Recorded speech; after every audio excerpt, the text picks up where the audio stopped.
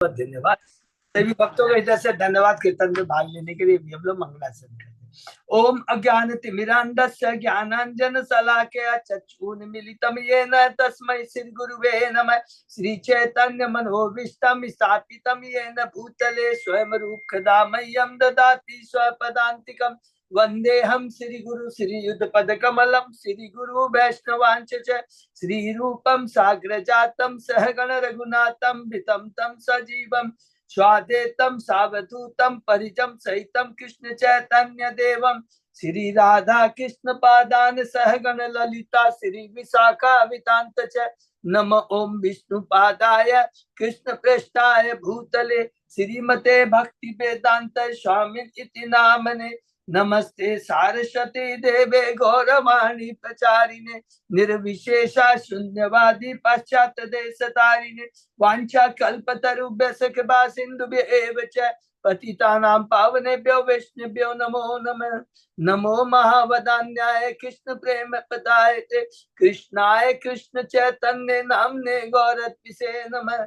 हे कृष्ण करुणा सिंधु दीन बंधु जगतपते गोपेश गोपिका कांत राधा कांत नमस्तुते। तप्त कांचन गौरांगी राधे बिंदाबनेश्वरी विश्वानुसुते देवी प्रणमामि हरिप्रिये। नीलांचल निवासाय नित्याय परमात्मने बलभद्र सुभद्रायां जगन्नाथाय ते नमः। जय श्री कृष्ण चैतन्य प्रभु नित्यानंद श्री अद्वैत गदाधर श्रीवासादि गौर भक्त बिंद मुखम करोति वाचालम पंगु लंघे गिम यत्कृपातमहं वंदे श्री गुरु मदीनतारिणं परमानंद माधवम श्री चैतन्येश्वरम। हरे कृष्ण कृष्ण हरे हरे हरे राम राम राम हरे हरे। श्री श्री मंगलाचरण की जय। शिला प्रभुपाद की जय। हरे कृष्णा। आज के इस भागवतम चर्चा में सभी भक्तों का हार्दिक स्वागत है। सभी भक्तों के चरणों में मेरा सादर दंडवत प्रणाम है। राधा माधव राधा गोविंद गुरु परम वैष्णव परमाचार्य की असीम कृपा से हम सब भक्त लोग मिलकर के कई दिनों से श्रीमद् भागवतम की चर्चा कर पा रहे हैं। कैंटो 10 के चौथे अध्याय में है और अभी तक हमने जो कुछ भी चर्चा की है इन 4 अध्यायों के अंदर में उसे दोहराते हैं। प्रथम अध्याय शुरू होता है परीक्षित जी के प्रश्न से सुखदेव गोस्वामी को कि आपने सूर्यवंश और चंद्रवंश का 9वें कैंटो में बहुत डिटेल में वर्णन किया। अब कृपा करके हमें आदि भगवान श्री कृष्ण की लीलाओं, उनके चरित्र, उनके कार्यों के बारे में बताइए। सुखदेव गोस्वामी उत्तर में बताते हैं कि किस प्रकार भगवान क्षीरोदय विष्णु सभी देवताओं को जिनके साथ पृथ्वी भी रहती है बताते हैं कि मैं बहुत जल्द ही स्वयं कृष्ण सब अपने अवतारों शक्तियों के संग अवतार दूंगा। सुखदेव गोस्वामी जी बताते हैं सूरसेन के पुत्र हैं वसुदेव जी और देवक की पुत्री है देवकी। दोनों का ब्याह होता है और किस प्रकार कंस को जब भविष्यवाणी होती है कि उसका वध उसी की बहन देवकी के 8वें पुत्र के द्वारा होगा, उसकी आसुरी प्रवृत्ति जाग उठती है और देवकी को मारने के लिए तैयार हो जाता है।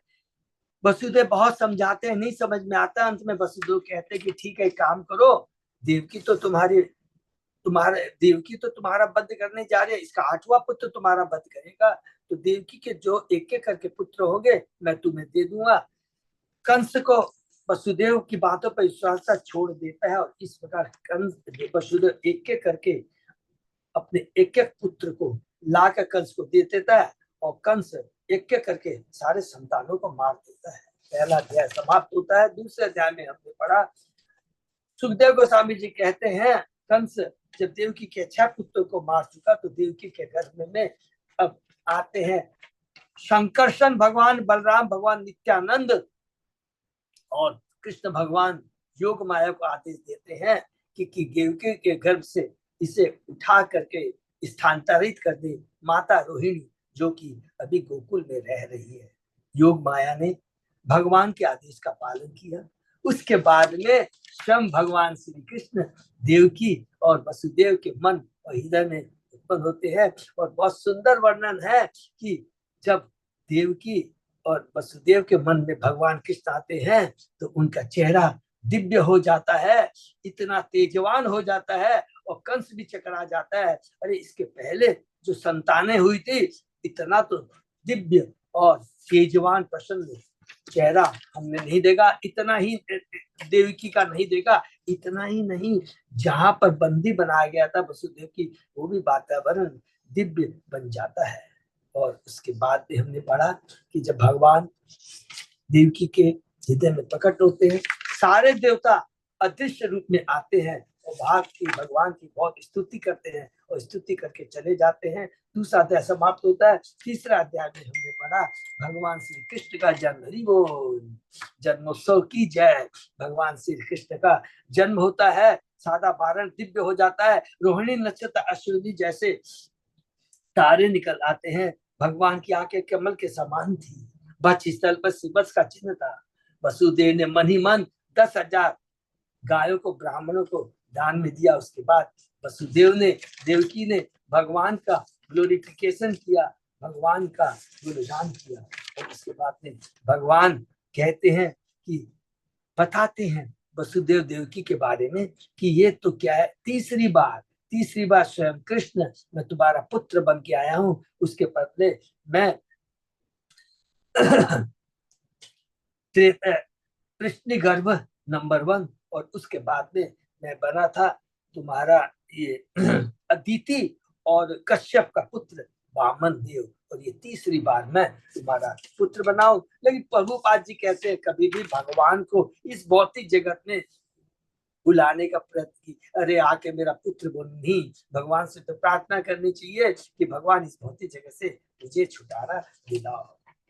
और उसके बाद में भगवान ये कह कर करके अपने को एक छोटे से बालक रूप में उन्होंने बदल दिया। और उसी समय रोहिणी गोकुल में भगवान के आदेश से योग माया ने माता यशोदा की पुत्री के रूप में जन्म लिया। और हमने पढ़ा कि किस प्रकार वसुदेव भगवान की कृपा से, भगवान की योग माया की शक्ति से बस कृष्ण को लेकर करके गोकुल चले जाते हैं और यशोदा की पुत्री को लेकर करके यहाँ पर मथुरा चले आते हैं और देवकी के पास पलंग पर रख देते हैं। चौथे अध्याय में हमने पढ़ा राजा कंस के अत्याचार। बच्चे के जन्म की खबर पाता ही कंस वहां पे आ जाता है और वो क्या करता है, तुरंत माता देवकी की संतान को पांव से पकड़ कर करके पत्थर पर पटकना चाहता है। देवकी बहुत कहती है तुमने ऑलरेडी 6 पुत्रों को मार चुके हो, कृपा करके इसको छोड़ दो। लेकिन कंस कुछ नहीं सुनता है, और लेकिन जैसे ही वो पत्थर पर उस पुत्री को पटकना चाहता है, हाथ से छूट जाती है, आकाश में चली जाती है और कहती है कि हे कंस, तुम्हारे को मारने वाला महान भगवान ऑलरेडी कहीं प्रकट हो चुके हैं।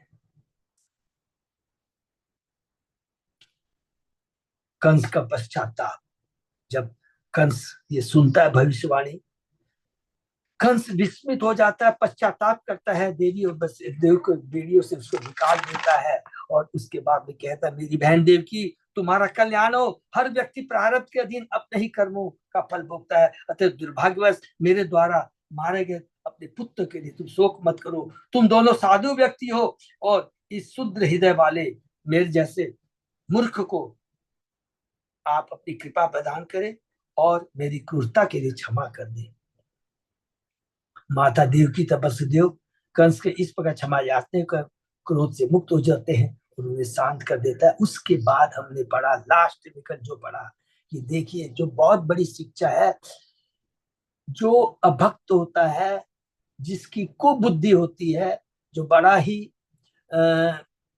रजोगुणी होता है, तमोगुणी विचार, उसका कभी भी संग नहीं करना चाहिए। मन संक्षेप में भक्त का संग नहीं करना चाहिए। कंस को सतबुद्धि आ जाती है, घर चला जाता है, लेकिन जब दूसरे दिन आता है अपनी सभा में अपने सलाहकारों मंत्रियों को कल की पिछले दिन की घटना बताता है, तो उसके बाद में जो भी उसके जो सलाहकार थे वो कहते हैं 10 दिनों के अंदर जितने बालक सारे गांव नगर और चरागाह तो हैं, हम उन्हें मार डालेंगे। समस्त देवताओं के आधार भगवान विष्णु है, जिनका वास वही होता है कहाँ पर, जहाँ धर्म, जहाँ पर परंपरागत संस्कृति, वेद, गौ, ब्राह्मण, तपस्या तथा दीक्षिणा युक्त यज्ञ होते हैं। अतः हम वैदिक ब्राह्मणों, यज्ञ तपस्या में लगे व्यक्तियों तथा उन गायों का जो अपने दूध से यज्ञ के लिए घी प्रदान करती है, हम लोग उन सब का वध कर देंगे। ब्राह्मण, गोय, वैदिक ज्ञान, तपस्या, सत्य, मन तथा इंद्रियों का निग्रह, श्रद्धा, दया, सहिष्णुता तथा यज्ञ, ये सभी भगवान विष्णु के शरीर के विविध अंग है और देवी सभ्यता के ही साज समान है। सारे देवता शिव तथा ब्रह्मा से सारे देवता वैष्णव के संरक्षण में रहते हैं। अतः वैष्णव का उत्पीड़न ही विष्णु को मारने का एकमात्र उपाय है। यदि हम इनको तंग करेंगे, इनको मार देंगे, तो स्वतः विष्णु दुखी हो जाएंगे, तो इस प्रकार सब विष्णु मर जाएंगे। मन इस तरह का कुबुद्धि है और इस तरह की सलाह देते हैं। इसके आगे क्या होता, आज हम लोग चर्चा करते हैं। ओम नमो भगवते वासुदेवाय।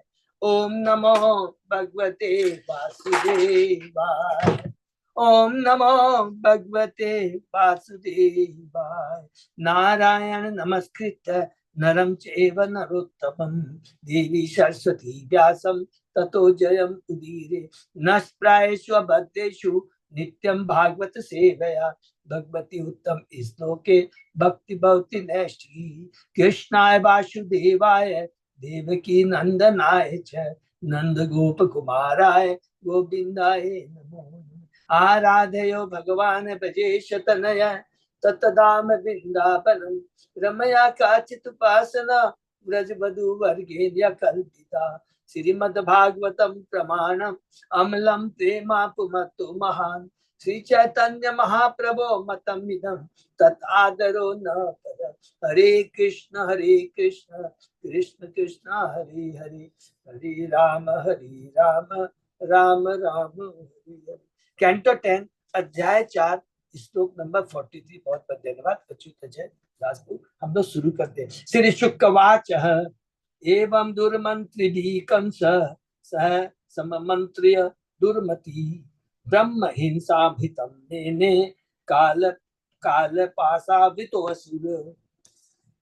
सुखदेव गोस्वामी ने आगे कहा, इस प्रकार अपने बुरे मंत्रियों की सलाह पर विचार करके यमराज के नियमों से बंधा हुआ, यमराज से बंधा असुर होने से दूर बुद्धि रहित उस कंस ने सौभाग्य प्राप्त करने के उद्देश्य से साधु ब्राह्मणों को सताने का निश्चय किया। देखिए कुसंगति का कुप्रभाव।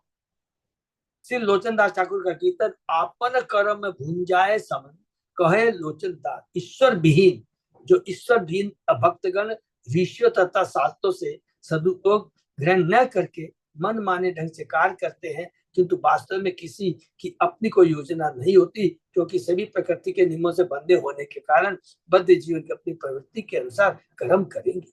अतः अपना निर्णय बदलकर कृष्ण तथा कृष्ण भक्तों के निर्णय का पालन करना होगा, तभी वह यमराज के दंड से बच सकता है। एकमात्र उपाय है भगवान के कृष्ण के शरण में जाना, भगवान के परम भक्तों की शरण में जाना। कंस अनपढ़ न था, बहुत बड़ा ज्ञान था। देखा हमने कैसे वो वसुदेव देवकी को ज्ञान देता है कि आत्मा अमर है, आत्मा इनके लिए प्रारब्ध के साथ जो होना था हो गया है, ये तो मैं एक माध्यम हूँ, तुम्हें दुख नहीं करना चाहिए। कंस इसलिए कहते हैं कंस अनपढ़ न था।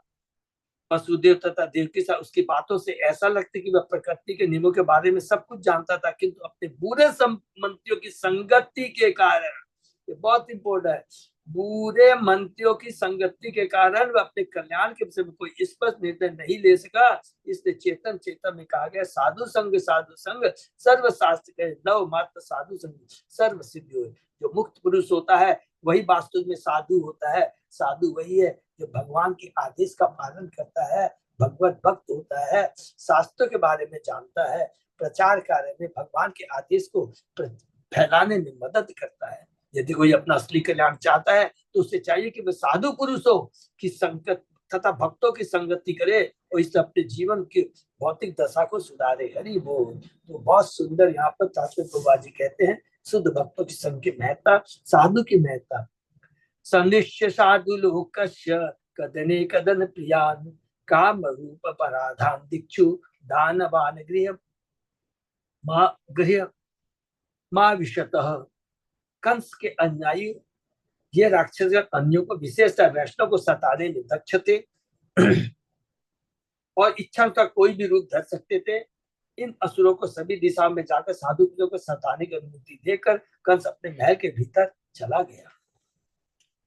देवे रजय प्रकृत्य तमसा मूल चेतस शता विद्वेषम आचेरु आरात आगत मृत यव। रजो तथा तमोगुण से पूरी तथा अपने हित या अहित को न जानते हुए उन असुरों ने जिनकी मृत्यु उनके सिर पर नाच रही थी साधु को सताना आरंभ कर दिया। जैसा कि भगवत गीता में कहा, देहिनो अस्मिन् यथा देहि कुमारम यौवनम जरा तथा देहांत प्राप्ति धीरस्तत्तनमुयति। जिस प्रकार इस शरीर में देहधारी जीवात्मा बालपन से युवावस्था फिर वृद्धावस्था को प्राप्त होता, उसी तरह मृत्यु के समय आत्मा दूसरे शरीर में चला जाता है। धीर व्यक्ति ऐसे परिवर्तन से मोहित नहीं होता, क्योंकि आत्मा में कोई परिवर्तन नहीं होता।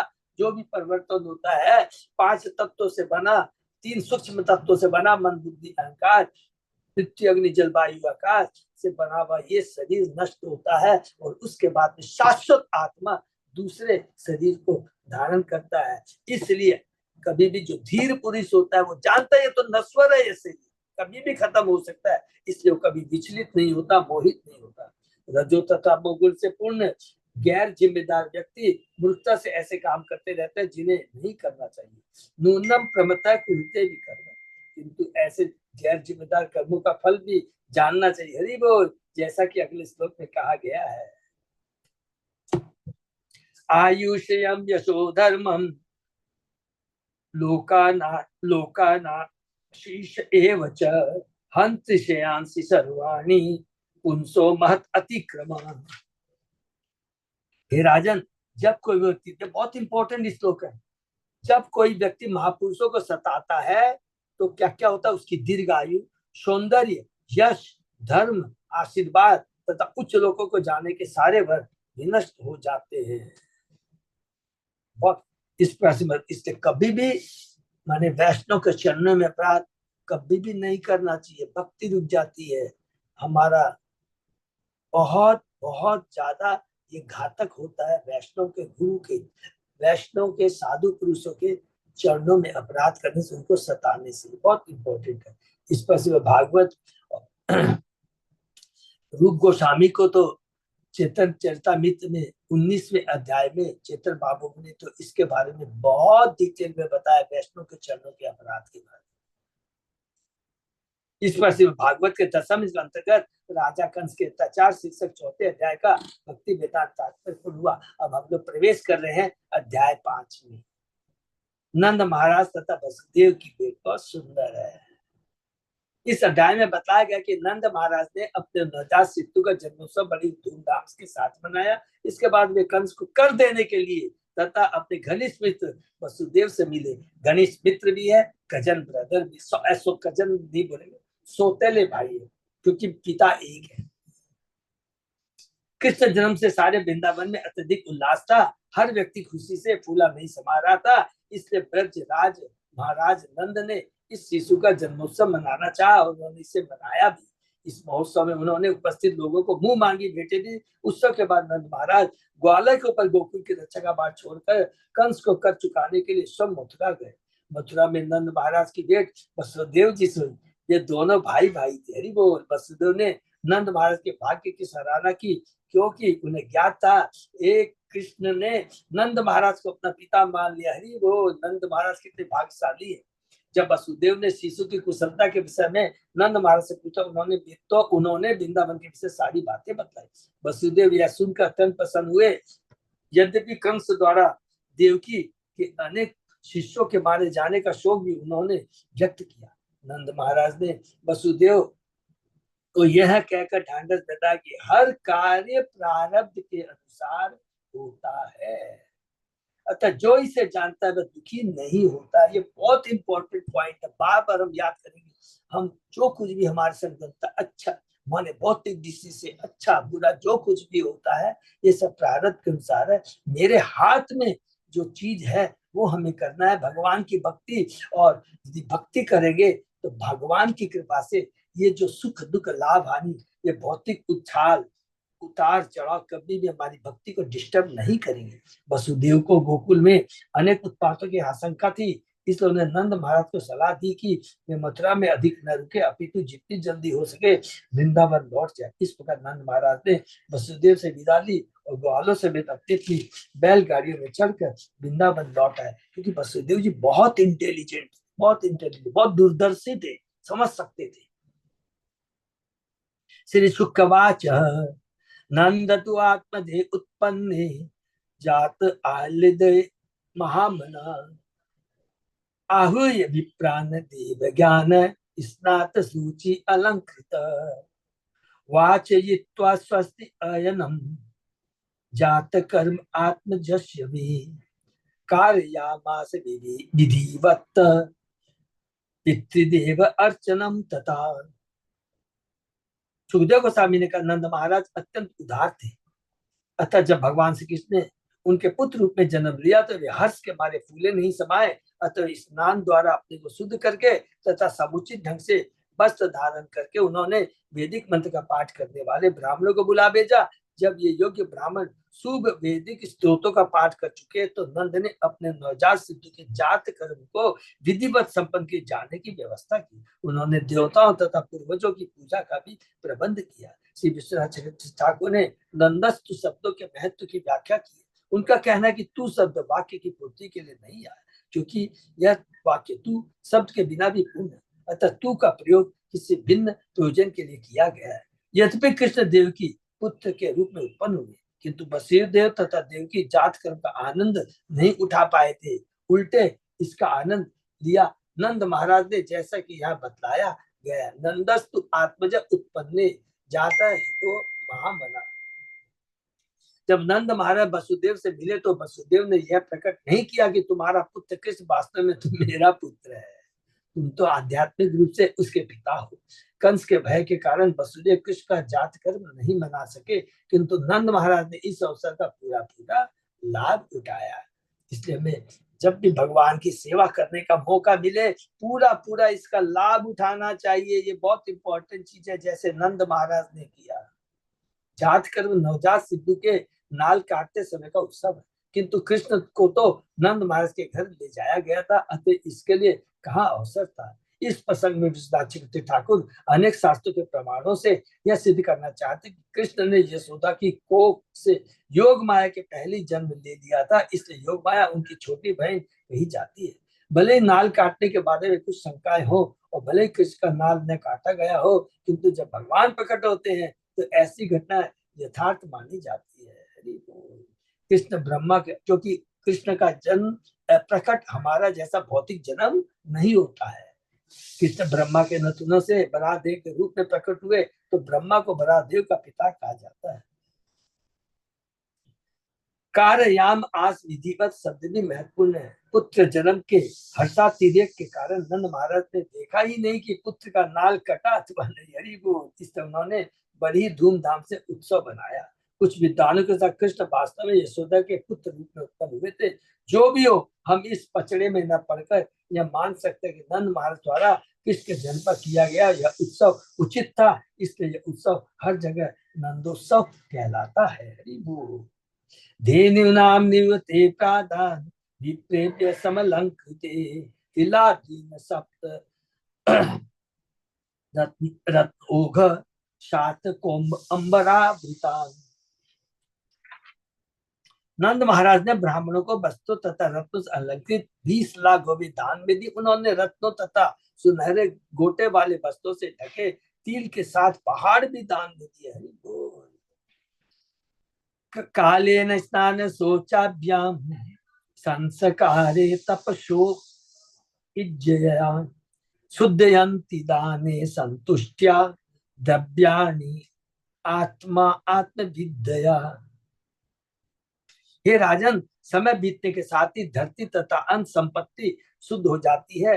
स्नान से स्नान से शरीर शुद्ध होता है, सफाई करने से अस्वच्छ वस्तु स्वच्छ होती है, संस्कार से जन्म शुद्ध होता है, तपस्या से इंद्रिया शुद्ध होती है, पूजा से ब्राह्मणों को दान दे पूजा से ब्राह्मणों को दान देने से भौतिक संपत्ति शुद्ध होती है, संतोष से मन शुद्ध होता है, और आत्मज्ञान अर्थात कृष्ण से आत्मा शुद्ध होता है।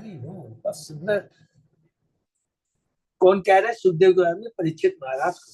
वैदिक सभ्यता के सब वस्तुओं को किस तरह शुद्ध किया जाए, इसके विषय में ही यह आदेश है। शुद्ध किए बिना प्रयोग की जाने वाली हर वस्तु हमें कलमश से युक्त कर देगी। इसको नोट करेंगे, बहुत अच्छी चीज है। भारत में 5000 वर्ष को गांव तक में यथानंद महाराज के गांव में भी लोग जानते थे कि वस्तुओं को किस तरह शुद्ध किया जाता है, जिसके कारण वे कलमश रहित जीवन बिताते थे। सोमंगल्य गिरो विप्रा शूतमागध वंदिना गायका च जगुनेदु वेद्यो दुंदुभयो मुहु। ब्राह्मणों ने मंगलकारी वैदिक स्तोत्र सुनाए, जिनके ध्वनि से वातावरण शुद्ध हो गया। प्राचीन इतिहासों या पुराणों को सुनाने वाले, राज परिवारों के इतिहास सुनाने वाले तथा सामान्य वाचकों ने ध्वनि की, जबकि गवैये ने ढेरी, दुदुम्बी आदि अनेक प्रकार के वाद्य यंत्रों की संगत में गाया। प्रजा समृष्ट संसिक्त द्वार अजीर गृह अंतर चित्त ध्वज पताका श्रक चैल पल्लव तोरणी। नंद महाराज का निवास व्रजपुर रंग बिरंगी झंडियों तथा झंडों से पूरी तरह सजाया गया था, और विभिन्न स्थानों पर नाना प्रकार के फूलों की मालाओं, बस्तों, आम की पत्तियों के द्वार बनाए गए थे। आंगन, सड़कों के पास के दरवाजे तथा घरों के कमरों के भीतर की सारी वस्तु अच्छी तरह से झाड़ बुझाड़ कर पानी से धोई गई थी। एक अनेक बहुत बड़ी शिक्षा, जहां भी हम भगवान का ग्लोरिफिकेशन करते हैं, भगवान के आविर्भाव का को सेलिब्रेट करते हैं, कुछ भी करते हैं, तो भगवान को सारे जगह जहां पर भगवान का लीला संपन्न होगी, बहुत अच्छे से सजाना चाहिए। देखिए, ये नंद महाराज खुद ने ऐसा किया है, तो ये सब चीजें बहुत इंपॉर्टेंट है। गावो विषा वत्सरा हरिद्रा तैल भूषिता विचित्र धातु वरहिसिक वस्त्र कांचन मालिन। गो बैलों तथा बच्चों के सारे शरीर में हल्दी तथा तेल के साथ नाना प्रकार के खनिजों का लेप लगाया गया था। उनके मस्तकों को मोर पंखों से सजाया गया था। उन्हें मालाएं पहनाई गई थी और ऊपर से वस्त्र तथा सुनहरे गहनों से आच्छादित किया गया था। भगवान ने भगवद गीता में कहा, कृषि गौर रक्ष वाणिज्यम वैश्य कर्म स्वभावजम। खेती करना, गौ रक्षा तथा व्यापार वैश्यों के गुण है। नंद महाराज वैश्य जाति के खेतीहर थे। जिस तरह गाय की रक्षा करनी चाहिए, और यह वैश्य जाति की संपत्ति, इसी का वर्णन इन श्लोकों में मिला है। हम कल्पना भी नहीं कर सकते कि गौ, बैल तथा बच्चों की इतनी सुंदर ढंग से देखभाल की जाती होगी, और उन्हें वस्तु तथा बहुमूल्य सुनहरी गहनों से इस तरह सजाया जाता हो। वे लोग कितने सुखी थे। श्रीमद भागवत में अन्य तो वर्णन है कि महाराष्ट्र युधिष्ठिर के काल में गौएं इतनी सुखी थी कि उनके दूध से गोचर भूमि सिक्त हो जाती थी। अरे वो यह भारतीय सभ्यता, फिर भी उसी भारतवर्ष में न जाने कितने लोग वैदिक जीवन शैली छोड़ने भगवत तथा भगवदगीता शिक्षा समझने का कष्ट भोग रहे हैं। गाँव का कोई गायों का कोई रक्षा नहीं है, सम्मान नहीं है। महाहर वस्त्र आभरण कंचुक उषणीश भूषिता गोपा समाय राजन नाना उपायन पाणय। हे राजा परीक्षित, ग्वाले अत्यंत मूल्यवान गहने तथा कंचुक और पगड़ी जैसे वस्तुओं से खूब सजे थे। हरिओ, इस तरह से सज धजकर तथा अपने हाथों में तरह तरह की भेंटें लेकर वे नंद महाराज के गए थे। तो हमें भगवान देखिए, हम लोग कितना सुंदर, हमें खूब सज बहुत सुंदर ढंग से भगवान मन उत्साहित होकर के इस फेस्टिवल को, जहाँ भगवान का फेस्टिवल है, कृष्ण का फेस्टिवल सेलिब्रेट करना चाहिए। जब हम देहात के खेतियों की पुरानी तरह विचार करते हैं, तो पता चलता है कि मात्र कृषि उपज तथा गौ की सुरक्षा के बल पर वह कितना समृद्ध था। किंतु वर्तमान समय में कृषि की उपेक्षा की जा रही है और गौ रक्षा का परित्याग हो चुका है, जिससे खेती की स्थिति दयनीय है। तो वह फटे पुराने वस्त्र पहने रहता है। प्राचीन भारत और वर्तमान कालीन भारत में यही अंतर है। उग्र कर्म के अंतर्गत उग्र कार्यकलापों द्वारा हम मानव सभ्यता के शुभ अवसर को खो रहे। हरि बोल। गोप्य च आकर्ण्य मुद्दिता यशोदाया सुतो भवम आत्मानं भुषेजाम चक्रु वस्त्र आकल्प अंजन आदि। गोपियां यह सुनकर परम प्रसन्न थी कि माता यशोदा ने पुत्र को जन्म दिया है, अतः वे उपयुक्त वस्त्रों, गहनों, काजल आदि से अपने को सजाने लगी। हरि बोल। नव कुंकुम किंजल किंजल मुख पंकज भूतय बल्लभी त्वरितम जगमु ऋतुश्रोण्य चलत कुचा। अपने कमल जैसे असाधारण सुंदर मुखों को केसर तथा नव विकसित कुमकुम से अलंकृत करके गोपी अपने हाथों से भेंट लेकर माता यशोदा के घर के लिए तेजी से चल पड़ी। प्राकृतिक सौंदर्य के कारण उनके नितंब बड़े बड़े थे तथा उनके बड़े बड़े स्तन तेजी से चलने के कारण हिल रहे थे। ग्वाले तथा ग्वाली ने देहातों में प्राकृतिक जीवन बिताते थे और स्त्रियों में सहज नारी सौंदर्य विकसित होता था, जिससे उनके नितंब स्तन बड़े बड़े होते थे। चूंकि आधुनिक सभ्यता में स्त्रियां प्राकृतिक जीवन नहीं बिताती, इसलिए उनके नितंब तथा स्तन प्राकृतिक ढंग से बढ़ते नहीं। बनावटी जीवन बिताने से स्त्रियों ने अपना प्राकृतिक सौंदर्य खो दिया है।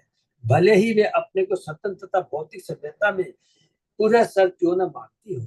ग्रामीण का यह विवरण प्राकृतिक जीवन और गरीब समाज के कृत्रिम जीवन के अंतर का एक स्पष्ट उदाहरण है।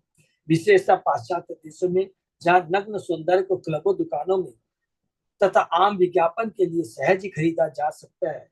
बल्लभी शब्द बतलाता है कि स्त्रियां स्वर्ण मुद्राएं, रत्न जनित मालाएं, सुंदर वस्त्र, धुआ, चंदन दीप, पुष्प मालाएं तथा स्वर्ण की थालों में विविध भेंट लेकर गई थी। ऐसी भेंट बलि कहलाती है। त्वरितम जगमु शब्द सूचित करते हैं कि ग्रामीण स्त्रियां कितनी जल्दी समझ गई कि माता यशोदा ने कृष्ण अद्भुत बालक को जन्म दिया है और वे कितनी प्रसन्न थी। गोप्य सुमृष्ट मणिकुंडल निष्कंठय चित्तांबरापति शिखाच्युत माल्य वर्षा नंद आल्यम सबल्या प्रजति विरेजु भयालोल कुंडल पयोधर हार शोभा।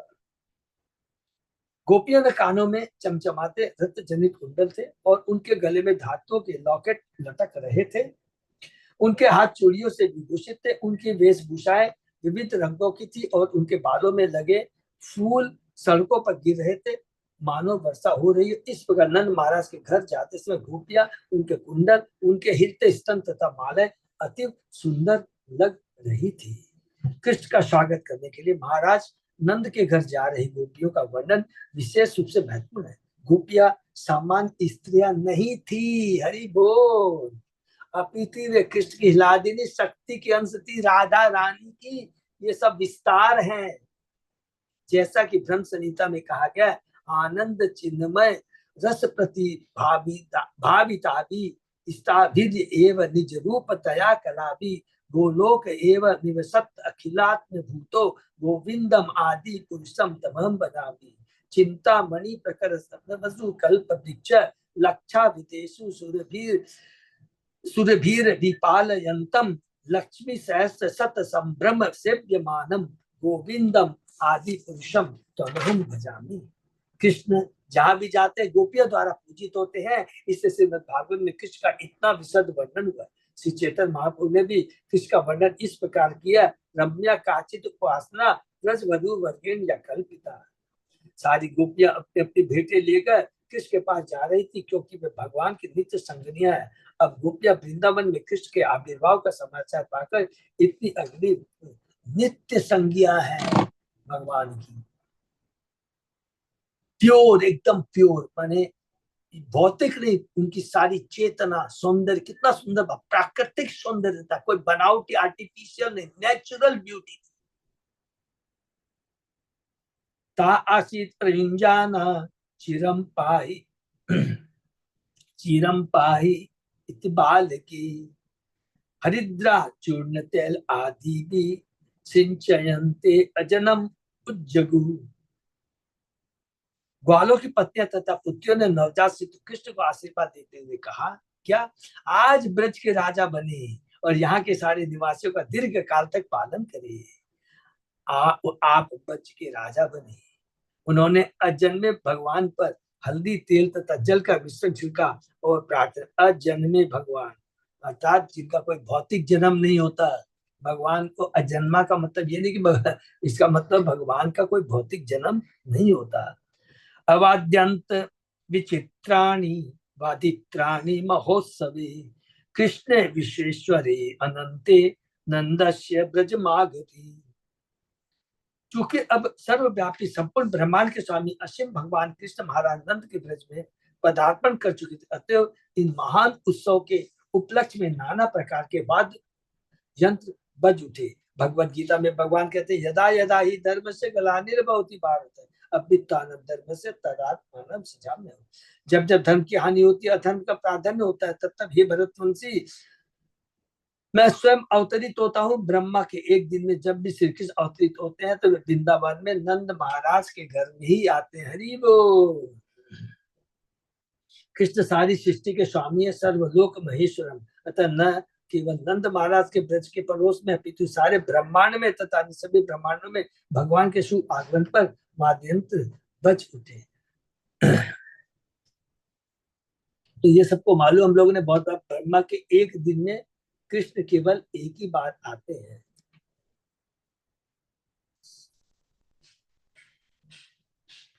गोपा परस्परम दृष्ट्वा दधि क्षीर धृत अम्बुधि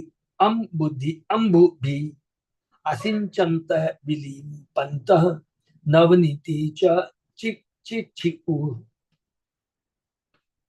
ग्वालों ने प्रसन्न होकर एक दूसरे के शरीरों में दही, खीर, मक्खन तथा जल का मिश्रण छिड़ककर इस महोत्सव का आनंद लिया। उन्होंने एक दूसरे पर मक्खन फेंका और परस्पर शरीरों में लेप भी किया। इस कथन से हम समझ सकते हैं कि 5000 वर्ष पूर्व दूध, दही, मक्खन की इतनी प्रचुरता कि न केवल खाने पीना भोजन बनाने के लिए पर्याप्त था, अपितु उत्सव के अंत में बिना रोक टोके फेंका भी जाता था। मानव समाज में दूध, दही, मक्खन तथा ऐसे दूसरे पदार्थों की चाहे जितनी मात्रा प्रयुक्त की जाए, इस पर कोई रोक न थी। हर व्यक्ति के पास दूध का प्रचुर संग्रह होता था, क्योंकि सबके पास अपनी अपनी गाय होती थी और इसे नाना व्यंजन बना कर करके लोग प्राकृतिक ढंग से स्वस्थ रहते और कृष्ण भावना में जीवन बिताते थे। हरि बोल। नंदो महामना तेभ्यो भाषो अलंकार गो धनम सुतमागद बंदी द्यो ये अन्य विदो उपजीविन ते ते कामे अधिनात्मा यतो उचितम अपूजयत विष्णु आराधन अर्थाय स्वपुत्र से उदयाय च। उदार चेतानंद महाराज ने भगवान विष्णु को प्रसन्न करने के लिए ग्वालों को वस्त्र, आभूषण, गाय दान में दी। इस तरह उन्होंने अपने पुत्र की दशा को सभी प्रकार से संवारा। उन्होंने सुतो, मागधों, बंदीजनों तथा अन्य रीति वाले लोगों को उनकी शैक्षिक योग्यता का दान दिया और हरेक की इच्छाओं को तुष्ट किया। ये बहुत इंपॉर्टेंट, सबकी योग्यता का दान देना चाहिए और सब किंतु सबको देना है। यद्यपि दरिद्र नारायण की चर्चा चलाना फैशन बन चुका है, किंतु विष्णु आराधनार्थाय शब्दों का अर्थ यह नहीं है कि इस महान उत्सव में नंद महाराज ने जितने सारे लोगों को तुझके वे सब विष्णु थे। वे न तो दरिद्र थे न ही नारायण, प्रत्युत वे नारायण के भक्त थे। दरिद्र नारायण ही भगवान के भक्त हैं और अपने अपनी शैक्षिक योगदान द्वारा नारायण को तुष्ट करने वाले थे। अतः उन्हें तुष्ट करना भगवान विष्णु को तुष्ट करने का परोक्ष तरीका था। क्योंकि भगवान भागवत में लिखे मद भक्त पूजाभ्य धिका, मेरे भक्त की पूजा करना मेरी प्रत्यक्ष पूजा से बढ़कर है। इसको प्लीज नोट कर लेंगे, बहुत इंपॉर्टेंट है। ये उद्धव गीता में भगवान कृष्ण उद्धव जी को बताते हैं, वेरी वेरी इंपॉर्टेंट। और भगवान शिव भी पार्वती को आराध्या नाम विष्णु आराधना परम, कि इसमें भी यही बात कहते हैं कि भगवान के भक्तों की पूजा सबसे ज्यादा परम है।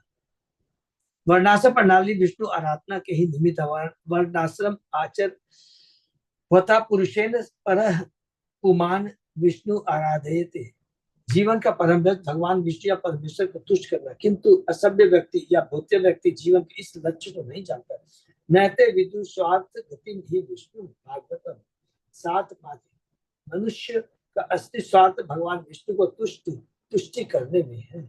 विष्णु को तुष्ट न करके अन्य भौतिक सुखी बनने का प्रयास वही तत्मानी सुख का गलत तरीका है। चूंकि विष्णु हर वस्तु के मूल, अतः यदि विष्णु प्रसन्न हो जाते हैं तो हर व्यक्ति प्रसन्न होता है। विशेषकर मनुष्य के बाल बच्चे तथा कुटुंब भी सभी प्रकार से सुखी रहते हैं। नंद महाराज अपने नवजात शिशु को सुखी देखना चाहते थे, यह उनका उद्देश्य था। इस मतलब देखना चाहते अर्थात भगवान को पसंद करना चाहते थे, यही उनका उद्देश्य था। इसलिए वे विष्णु को पसंद करना चाहते थे। वो विष्णु को पसंद करने के लिए उनके भक्तों को तथा विद्वान ब्राह्मणों, नागदों, सूतों को पसंद करना आवश्यक था। इस तरह घुमा फिरा कर उनका उद्देश्य अंततः भगवान विष्णु को ही पसंद करना था। भगवान विष्णु को पसंद करने से सब कुछ पसंद हो जाता है।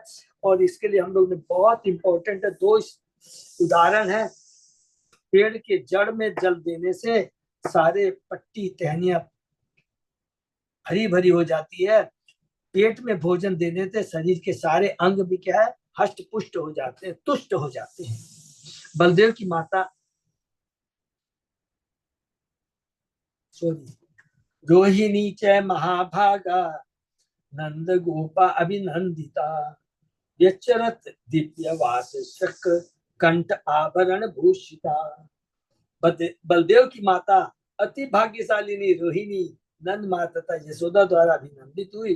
उन्होंने भी भड़कीले वस्त्र पहने रखे थे और गले में हार, माला तथा अन्य गहनों से अपने को सजा रखा था। वे उस उत्सव में अतिथि स्त्रियों का स्वागत करने के इधर उधर घूम रही थी। तो भगवान की देखिए फेस्टिवल सेलिब्रेट करने के लिए सबको आगे आ रहे। वसुदेव की दूसरी पत्नी रोहिणी को भी उनके पुत्र बलदेव समेत नंद महाराज की देखरेख में रखा गया था। चूंकि उनके पति को कंस ने बंदी बना लिया था, अतः वे अधिक प्रसन्न न थी। किंतु कृष्ण जन्माष्टमी अर्थात नंदोत्सव पर जब नंद महाराज अन्य को वस्त्र तथा गहने दान में दे रहे थे, तो उन्होंने रोहिणी को भी भड़कीले वस्त्र तथा गहने दिए, जिससे वे उत्सव में सम्मिलित हो सके। इस तरह वे भी अतिथि रूप में आई शिष्टों का स्वागत करने में व्यस्त थी। कृष्ण तथा बलराम का एक साथ पालन पोषण करने का सौभाग्य पाने के कारण उन्हें माँ भागा कहा गया है। ये बहुत इंपॉर्टेंट वर्ड है। हम बड़े भाग, अगर हम भगवान के भक्तों की सेवा करते हैं, गुणगान करते हैं, उनको सेवा करने का हमें यदि सौभाग्य मिलता है, तो क्या वर्ड लिखा है, महाभागा, वो बहुत भाग्यशाली है, अत्यंत भाग्यशाली, खाली भाग्यशाली, अत्यंत भाग्यशाली है। अतः आरभ्य नंदस्य ब्रज सर्वस्मृतिमान हरे निवास आत्मगुणे रमा आक्रीडम अभूत नृप। ये महाराज परीक्षित, नंद महाराज का घर भगवान तथा उनके दिव्य गुणों का शाश्वत धाम हरि बोल, फलता था उसमें समस्त संपदा का ऐश्वर्य सदैव निहित है। फिर भी कृष्ण के आविर्भाव के दिन से ही वह घर लक्ष्मी की क्रीड़ा स्थली बन गई। जहां भगवान रहते हैं वहां सारे ऐश्वर्य स्वतः ही विराजमान रहते हैं। और क्या बोलते हैं ना, जितने भी वो नक्षत्र जो भी बोलते हैं ना, सब क्या है, पॉजिटिव हो जाते हैं। धर्म संहिता में कहा गया, लक्ष्मी सहस्र सप्त संभ्रम सेव्यमानम गोविंदम आदि पुरुषम तमहम भजामि। कृष्ण के धाम में लाखों लक्ष्मियां सेवा करती है। कृष्ण जहाँ भी जाते हैं लक्ष्मी जी उनके साथ साथ रहती है। लक्ष्मियों में प्रमुख है श्रीमती राधा रानी। अतः ब्रज भूमि में कृष्ण के आविर्भाव से यह सूचित हुआ कि प्रमुख लक्ष्मी राधा रानी भी शीघ्र ही वहां प्रकट होगी। हरि बोल। नंद महाराज का धाम पहले ईश्वरवान था, और जब कृष्ण प्रकट जब से कृष्ण प्रकट हुए वह सभी प्रकार से ऐश्वर्यशाली बन गया है। देख ली, जहाँ भगवान और भगवान का भक्त होता है वो जगह दिव्य हो जाती है। ये अभी हमने कहा पढ़ा था, स्वयं जब हमने देखा था भगवान कृष्ण बंदी गृह में, कंस के बंदी गृह में प्रकट होते हैं, हृदय में प्रकट होते हैं, तो बंदी गृह भी बड़ा दिव्य हो जाता है। वसुदेव देवकी भी दिव्य हो जाते हैं, तेजवान हो जाते हैं। ये भगवान के भक्तों का प्रकट होने का ये दिव्य प्रभाव है। गोपान गोकुल रक्षायाम निरूप्य मथुराम गतः नंद कंसस्य वार्षिक्यम करम दातुम कुरुद्व। सुखदेव गोस्वामी ने आगे कहे, महाराज परीक्षित, हे कुरुवंश के सर्वश्रेष्ठ रक्षक। उसके बाद नंद महाराज ने स्थानीय बालकों को गोकुल की रक्षा के लिए नियुक्त किया और स्वयं राजा कंस को वार्षिक देने मथुरा चले गए। अब यहाँ बने भगवान का नंदोत्सव बनाने के बाद में अब नंद महाराज कहाँ जा रहे हैं, मथुरा जा रहे हैं। बहुत सुंदर है, हम लोग ठीक से पढ़ेंगे। चूंकि बालकों का वध किया जा रहा था तो यह सबको ज्ञात हो चुका था, अतः नंद अपने नवजात शिशु के लिए अत्यधिक डरे हुए थे, इसलिए उन्होंने अपने घर तथा शिशु की रक्षा के लिए स्थानीय ग्वालों को नियुक्त कर दिया था। नहीं तो उनको मालूम था कि कंस का आ जाएगा कि कर इस महीने का कर तुमने नहीं दिया, तो वो इसलिए उसके लिए भी चिंतित थे। वे तुरंत मथुरा जाकर कर भुगतान करना चाह रहे थे और अपने नवजात शिशु के उपलक्ष्य में कुछ भेंटें भी देना चाहते थे। मेरा लोगों को भेंट देना चाहते थे, गिफ्ट कह रहे मेरे पुत्र हुआ है। वे शिशु की सुरक्षा के लिए विभिन्न देवताओं तथा पितरों की पूजा कर चुके और सबको जी भरकर दान भी दे चुके थे।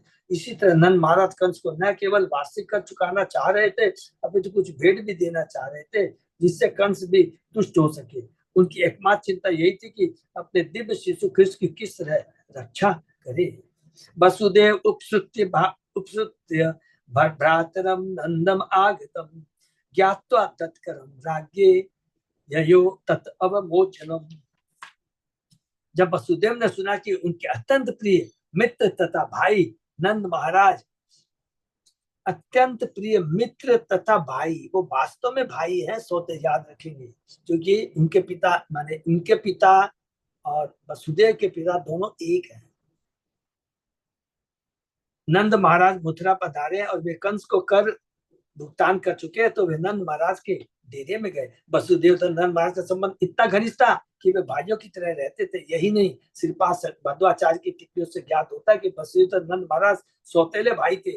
वसुदेव के पिता कौन है? सूरसेन, हमने पढ़ा एकदम, ने एक वैश्य लड़की से भी शादी की थी, जिससे नंद महाराज एक छत्री थी और एक वैश्य थी। छत्री से वसुदेव और वैश्य स्त्री से नंद महाराज उत्पन्न हुए थे। बाद में नंद महाराज ने एक वैश्य लड़की यशोदा से शादी, उसके बाद स्वयं नंद महाराज जो वैश्य थे उन्होंने भी वैश्य घराने की लड़की माता यशोदा से शादी की। इससे उनका परिवार वैश्य परिवार के नाम से विख्यात था। कृष्ण ने उनके पुत्र के रूप में वैश्य कर्मों को संभाला। कृषि गोरक्ष वाणिज्य, बलराम कृषि के लिए भूमि जोतने का प्रतिनिधित्व करते हैं, इसलिए वे अपने हाथ में सदैव हल लिए रहते हैं। कृष्ण घोड़े चलाते हैं, अतः वे अपने हाथ में बांसुरी लिए रहते हैं। इससे दोनों भाई कृषि रक्ष तथा गोरक्ष का प्रतिनिधित्व करते हैं। यह है भगवान की लीला। तम दृष्ट्वा सहसा उत्थाय देह प्राणम इव आगतम पिता प्रियतम दो भजिया सस्वजे प्रेम पिंगल। जब नंद महाराज ने सुना कि वसुदेव जी आए हैं तो वे प्रेम तथा स्नेह से विंगल हो उठे और इतने प्रसन्न हुए मानो उन्हें पुनः जीवन प्राप्त हो गया। वसुदेव को अचानक उपस्थित देखकर वे उठ खड़े हुए और अपनी दोनों भुजाओं से उनका आलिंगन किया। नंद महाराज वसुदेव से बड़े थे, इसलिए उन्होंने वसुदेव का आलिंगन किया और वसुदेव ने उन्हें नमस्कार किया। पूजित सुखमाशीन पृष्ट्वा अनामयम आदृत प्रसक्त धी स्व आत्मजयो इदम इदम आह विषामपति।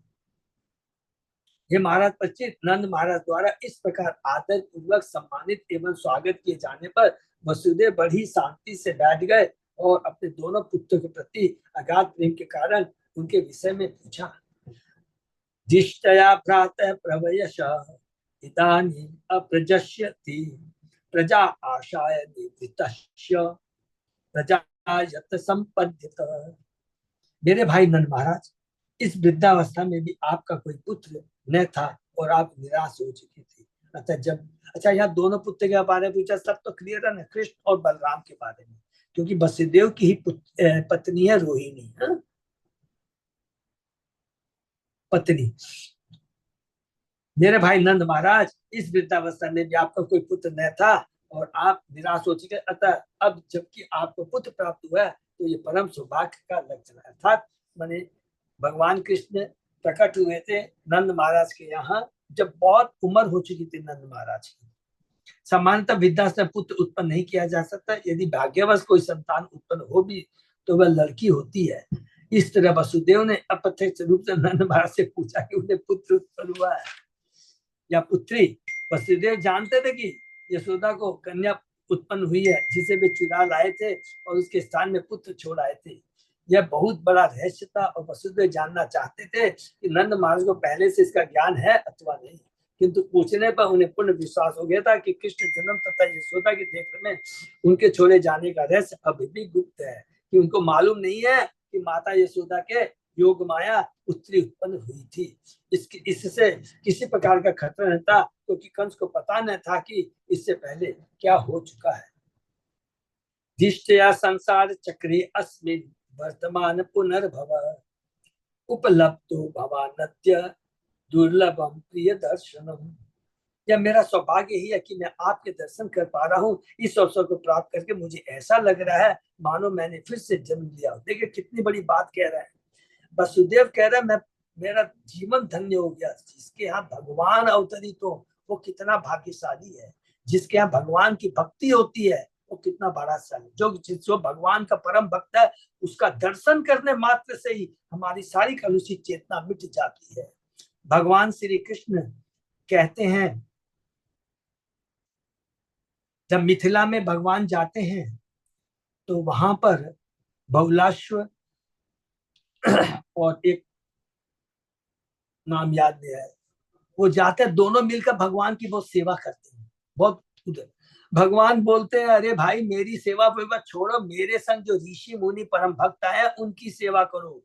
अरे गंगा में स्नान करने से, यज्ञ करने से धीरे धीरे हमारी कलुषिता पाप कर्म नष्ट होते हैं, लेकिन शुद्ध भक्तों का दर्शन करने मात्र से सारे के पाप तुरंत खत्म हो जाते हैं। कृष्ण प्रेम प्राप्त होता है, ये स्वयं भगवान कहते हैं। इसलिए यहाँ पर कहते हैं यह मेरा सौभाग्य कि मैं आपके दर्शन कर पा रहा हूँ। गरीब हो इस अवसर को प्राप्त करके मुझे ऐसा लग रहा मानो मैंने फिर से जन्म लिया हो। इस जगत में उपस्थित रहकर भी मनुष्य के लिए अपने घनिष्ठ मित्रप्रिय संबंधियों से मिल पाना अत्यंत कठिन है। चूंकि कृष्ण ने वसुदेव को बंदी बना रखा था, इसलिए मथुरा में होते हुए भी वे अनेक नंद दर्शन नहीं कर सके थे, अर्थात वो गोकुल नहीं जा पाए थे। अतः जब वे फिर से मिले तो वसुदेव ने इस मिलन को दूसरा जन्म माना। नैकत्र प्रिय संवास सुहृदाम चित्त कर्मणाम औघेन विहमानानाम पल्लवानाम स्रोतसो यथा। तिनके तथा लकड़ी के पट्टे और छड़ियां एक साथ रुकने में असमर्थ होने से नदी की लहरों के वेग से बहा लिए जाते हैं। इसी तरह हम अपने मित्रों संबंधियों से घनिष्ठ संबंध रखते हुए भी अपने नाना प्रकार के विगत कर्म काल की लहरों के कारण एक साथ रहने में असमर्थ है। ये बहुत तत्व ज्ञान है। ये जो भी संबंध है जब भगवान की दया से बना है ये टेम्परेरी है।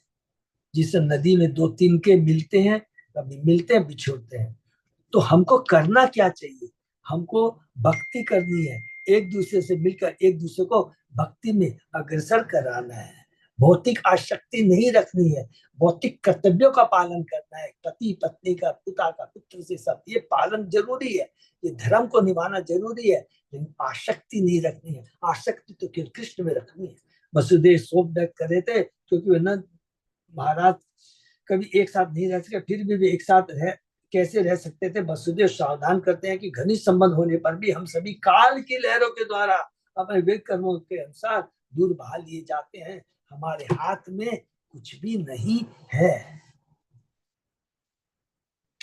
कश्चित पस्वयं निरुजम भूरि अम्बुतिन विरुधम बृहत् वनम तत्दुना अतत अधुना यत्राशीतम सुहृद सुहित वृत। हे मित्र नंद महाराज, आप जिस स्थान में रह रहे हैं क्या वहां का जंगल पशु गौओं के लिए अनुकूल है? आशा है कि वहां रोग या कोई असुविधा नहीं होगी।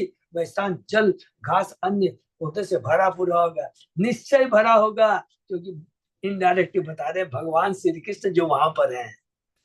मानव सुख के लिए पशुओं विशेषता गौ की देखभाल करनी चाहिए। इससे वसुदेव ने पूछा क्या वहां नंद महाराज, जहां नंद महाराज रहते हैं वहां पशु के लिए अच्छा प्रबंध है? समुचित मानव सुख के लिए गौ की रक्षा का प्रबंध होना चाहिए। इसका अर्थ हुआ कि जंगल तथा घास और जल से पूर्ण पर्याप्त चारागाह होने चाहिए। यदि जानवर सुखी रहेंगे तो प्रचुर दूध मिलेगा, जिससे मनुष्यों को तरह तरह की वस्तुएं प्राप्त हो सके, जिनसे वे सुखपूर्वक जीवन बिता सकेंगे।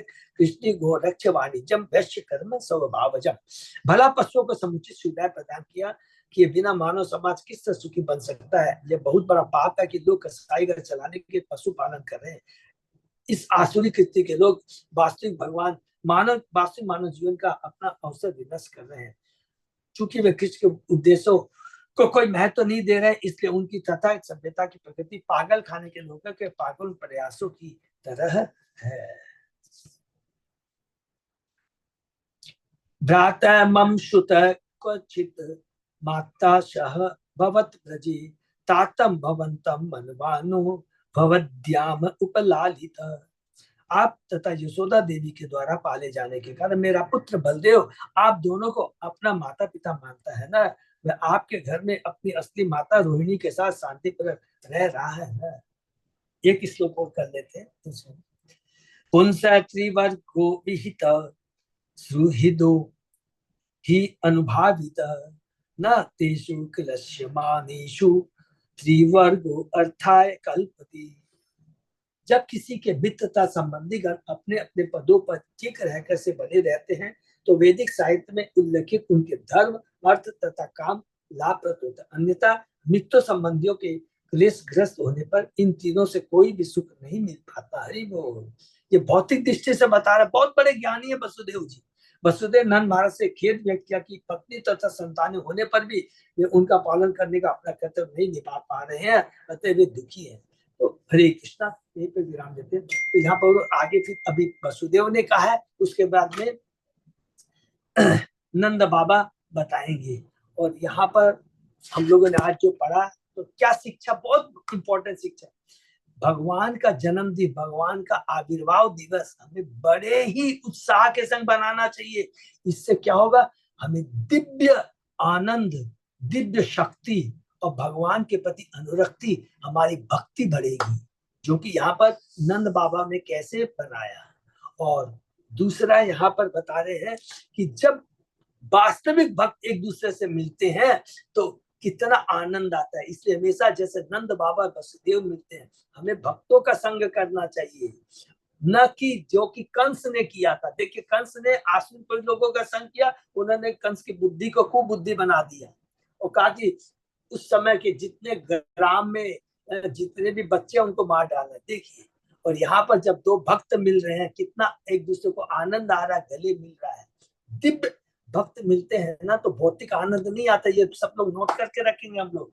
दिव्य आनंद का अनुभव होता है, भक्तिमय आनंद का अनुभव होता है। तो ये हमने पढ़ा और इसके बाद आगे हम लोग फिर कल पढ़ते हैं कि नंद बाबा क्या कहते हैं। हरे कृष्णा। किसी का कोई प्रश्न है तो एक एक करके हम लोग स्टेप वाइज में अब जा रहे हैं। हरे कृष्णा प्रभु। हाँ, हरे कृष्णा प्रभु। बोलिए प्रभु। ये 25वां जो श्लोक है, इसको थोड़ा गिन के बताइए ना। एक सेकंड प्रभु, मैं निकाल लेता हूँ।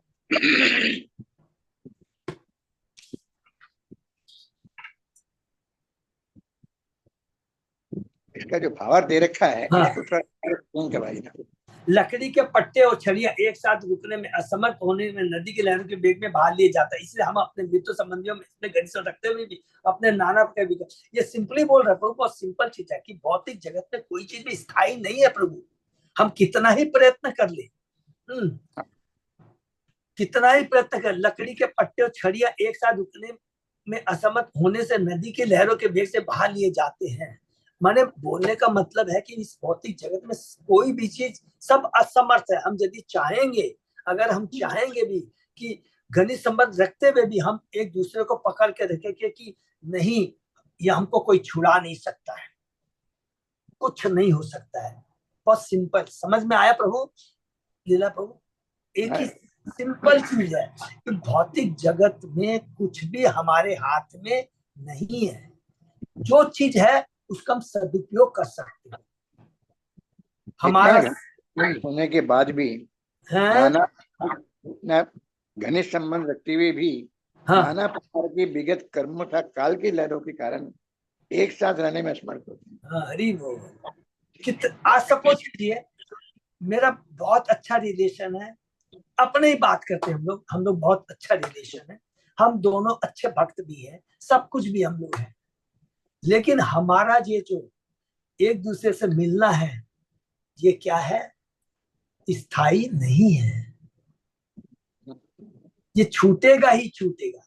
तो करना क्या, करनी क्या है, करनी ये है कि हम एक दूसरे को मदद करें भक्ति करने में, हम एक दूसरे को भक्ति करके दोनों एक दूसरे का कल्याण करें, दूसरों का कल्याण करें। इसलिए फिर से रिपीट करते हैं, नाना प्रकार के विगत कर्मों तथा काल की लहरों के कारण, तो विगत कर्मों का करने के कारण, तो एक शब्द को पढ़ते हैं, विगत कर्मों, तो विगत कर्म है, हमने अच्छा कर्म किए हैं, हम एक दूसरे से मिलना, भक्तों से विगत मिलना, अच्छी बात है। काल की लहरों के कारण, काल की लहर, इतना सब कुछ होने के बाद भी हम एक साथ परमानेंट नहीं रह सकते हैं। हाँ, रह सकते हैं कहाँ पर, भगवान के धाम जाकर के हम लोग शाश्वत जीवन प्रदान कर सकते हैं, इस भौतिक जगत में नहीं रह सकते एक साथ। अपने हाथ में कुछ भी नहीं है। हाँ प्रभु, यहाँ नहीं, तो प्रभु यहाँ का मतलब जाने क्या, हम लोग ने ऐसे एक्सपीरियंस करते, 1 मिनट लेते हैं, हमारे विगत कर्म हमने निश्चय बहुत अच्छे किए थे, जो कि आज हम सब लोग मिल करके भगवत चर्चा कर पा रहे हैं, नहीं तो कितना ही संपत्ति हो, कुछ भी मिल जाए, कितने इंटेलिजेंट हो, कुछ भी हो, प्रभु मिलने की तो बात छोड़िए, गीता भागवत पढ़ने की बात छोड़िए, बोलने के बाद भी किसी के मुंह से हम लोग के हरि नाम नहीं निकलेगा। मैंने खुद देखा है, मैंने खुद देखा है, नाम नहीं बताऊंगा, हमारा भक्ति है, उनकी माता को, मेरा कजन ब्रदर है, मैं उनको बोलता था, ताई जी एक बार मुंह से हरि नाम तो बोल लो बेटा, सब कुछ होता यही तो नहीं निकलता है, खुद बोलती थी, खुद देखा, बहुत हम लोग भाग्यशाली है प्रभु, इसलिए सब कुछ दिमाग हटा करके किंतु परंतु छोड़ करके करना चाहिए। ठीक है प्रभु, हरे कृष्ण, हरे कृष्ण, हरे कृष्ण, बहुत बहुत धन्यवाद सब। और किसी का कोई प्रश्न? बहुत बहुत धन्यवाद। यहीं पे विराम। अच्युत अजय दास प्रभु कोई है ना? ठीक है प्रभु, तो यहीं पे विराम। हरे कृष्णा, दंडवत प्रणाम। जन्म प्रणाम। भक्तों का बहुत बहुत धन्यवाद। कृष्ण ने विराम कर।